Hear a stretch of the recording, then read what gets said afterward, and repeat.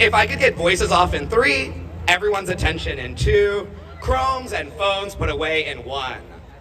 I have Jasmine's attention, I have Paula's attention, I have Tayshawn's attention. All right. Welcome to your graduation. I am so pumped for what we're going to be doing here today. We are here to celebrate you, the class of 2022. You did the damn thing. You took the classes, you completed the assignments, learned the things, enough to pass at least, and here you are today, sitting in front of your friends and families with your future ahead of you. However, we know that this was not the easiest journey. Much like Mr. Nelville's weekend, I'm going to take a moment to talk about myself. As a young kid, I dreamed of becoming a teacher. I wanted it so bad that when my 3rd grade teacher was retiring, I asked her if I could have her teaching materials so I could be prepared for when I took over her job. I would tell my teachers about this dream and they all supported me. You'll be a great teacher, they said, you can do it. When I told my family this though, I was hit with incredible disappointment. Why would you do something like that? They asked. Why work so hard for such little money and recognition? That's a dumb idea. So I stopped with this dumb idea when I went to college. I told myself I would study something like math or physics or biology. I'd become a researcher or a doctor, and my life would match the definition of success that everyone gave to me. I wouldn't be happy, but who cares? I'd have money, I'd be successful, I'd be happy on my own time. This, I feel, reminds me of the senior class. Let me explain. When I met you all back in 2018 at the freshman retreat, I was shocked at the energy and enthusiasm you all had from the beginning. During Challenge Day, each and every one of you opened up, already willing, before you even knew each other, to share deeply about your triumphs and struggles. During advisory activities, college trips, and in your classes even, the class of 2022 showed such excitement about everything. Sure, there were complaints, but for every one groan, there were 5 cheers, a passion for what was possible. When I asked y'all about your dreams, you dreamed big.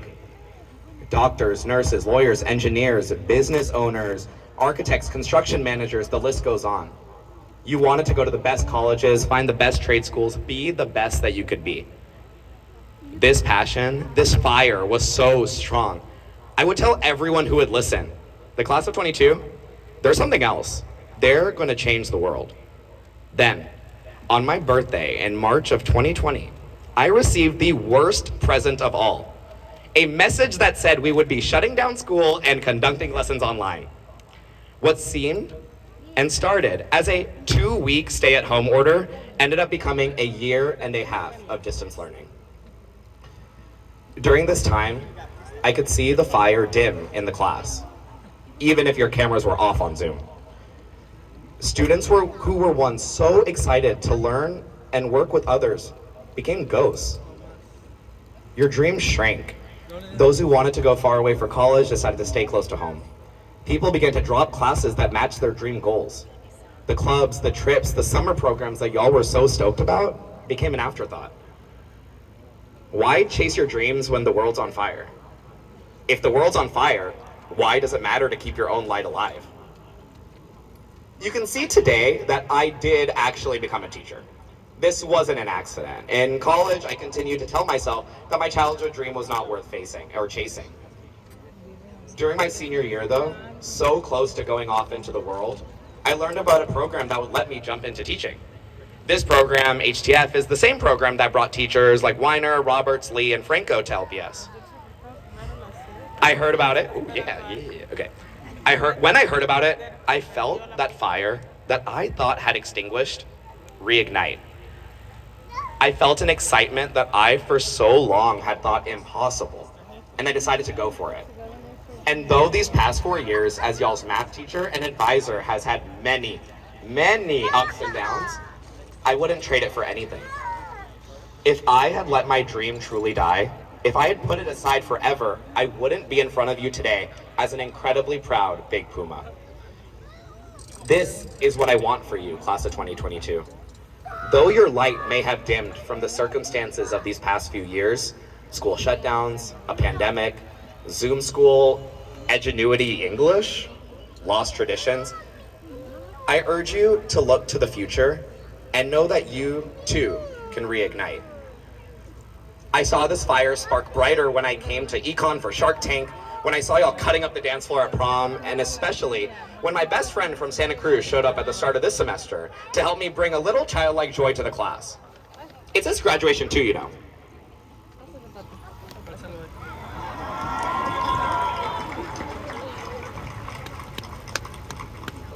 Bobbert and I are so incredibly proud of the young adults you are today. Each of you will make a difference in your own sphere of influence, but only if you tap back into that joy and wonder, the curiosity and excitement for what is to come next. Next year brings a lot of uncertainty, but let that uncertainty reignite the flame within. You are capable of everything you dream of and more. Do not let this world stop you. I'll leave you with a quote from one of the most important people in my life, my high school math teacher, Mrs. Raja. She said this to me when I began to slack off my senior year of high school, not turning in projects and never studying for calculus exams. Sound familiar? When my grades slipped and I lost my place as valedictorian, she said this: grades are great, but what matters to me, what will take you furthest, is that you are a good person. That is all that matters. Class of 2022, despite your circumstances, I have seen you all grow into good people. Let this sense of goodness and your reignited flame guide your path forward. Thank you.